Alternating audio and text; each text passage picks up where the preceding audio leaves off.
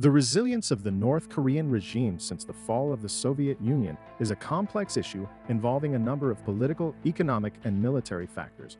Since the breakup of the Soviet Union in 1991, North Korea has faced numerous adversities, including the loss of its main ally and economic benefactor. One of the North Korean government's key strategies for maintaining its power and autonomy has been its nuclear program. Despite international sanctions and pressure from the international community to abandon this program, North Korea has continued to develop its nuclear and ballistic missile capabilities. This approach has been central to the regime's deterrent strategy, arguing that possessing nuclear weapons is vital to its national security and to deter any attempt at foreign intervention. North Korea's nuclear program has been a source of tension in the Asia-Pacific region and has raised concerns worldwide due to potential implications for regional and global security. The nuclear and ballistic missile tests conducted by North Korea have been condemned by the international community and have resulted in the imposition of multiple rounds of sanctions by the United Nations and several countries. However, despite these pressures, the North Korean government has stayed the course and demonstrated remarkable resilience. Welcome back to the channel. Make sure to stay until the end of the video where we will talk about the main reasons why North Korea is still standing despite all restriction. Let's begin. The effectiveness of the nuclear program as a safeguard is a contentious and debated issue in the North Korean context. Although the nuclear program has been a central tool for the regime in terms of self-defense and deterrence, its exact impact and effectiveness in protecting the country is a matter of debate. One of the main arguments for the effectiveness of the nuclear program is that it has deterred foreign attacks. North Korea has used its nuclear capability as a credible threat element, arguing that any military action against it would result in a devastating nuclear response. This deterrent strategy is based on nuclear deterrence theory, which suggests that the possession of nuclear weapons can deter adversaries from taking aggressive action for fear of catastrophic consequences. Moreover, the development and deployment of nuclear weapons can strengthen the regime by providing it with a greater sense of security and internal stability. The North Korean leadership can use the prestige associated with nuclear status to consolidate its power and legitimacy, presenting itself as a leader capable of protecting the country from external threats. However, there are critics who question the true effectiveness of the nuclear program as a safeguard. They argue that while nuclear weapons can deter large-scale attacks, they do not offer protection against other forms of international pressure, such as economic sanctions or diplomatic isolation. In addition, the human and economic costs associated with the nuclear program, including investment in military technology rather than basic needs such as food and medical care, raise questions about whether it really benefits the North Korean people. Another point of debate is the extent to which the North Korean regime is willing to use nuclear weapons in the event of a conflict. While some analysts argue that North Korea's leadership is rational enough to understand the devastating consequences of a nuclear attack, others fear that the unpredictable nature of the regime could lead to an inadvertent escalation into a nuclear conflict. Thus, the imposition of economic sanctions by the international community, especially led by the United States, in response to North Korea's nuclear program, has been a central strategy in efforts to contain the North Korean regime's nuclear ambitions and deter its provocative behavior.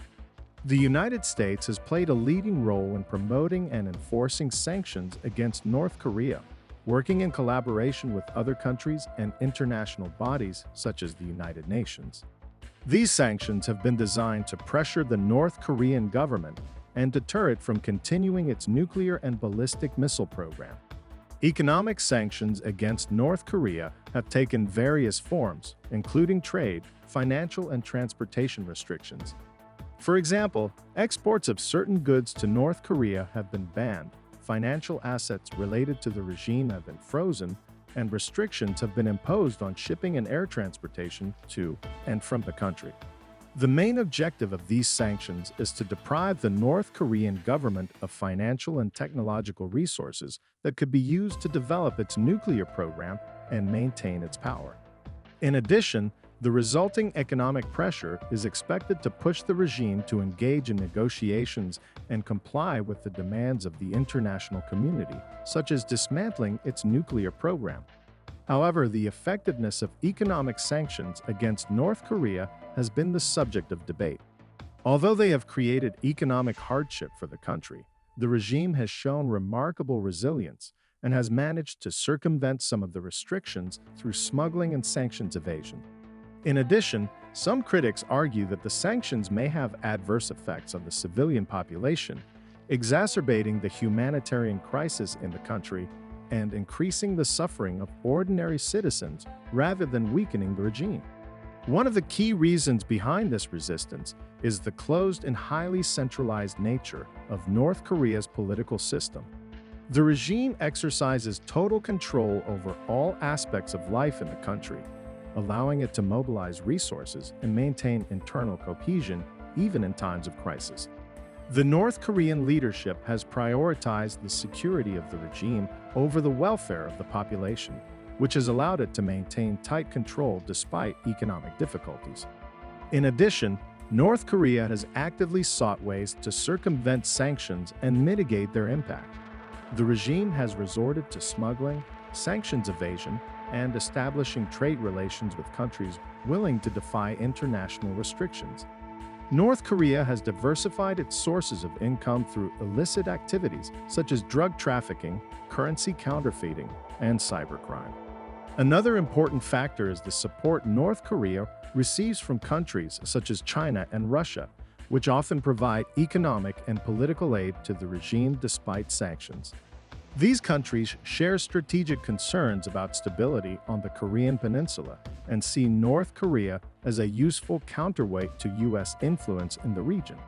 Moreover, sanctions themselves may have limitations in terms of their ability to change the regime's behavior. While economic sanctions can put pressure on the North Korean government, they can also have adverse effects on the civilian population and contribute to the humanitarian crisis in the country. Moreover, the regime has shown itself willing to accept economic sacrifices for the sake of maintaining its military capability and internal control.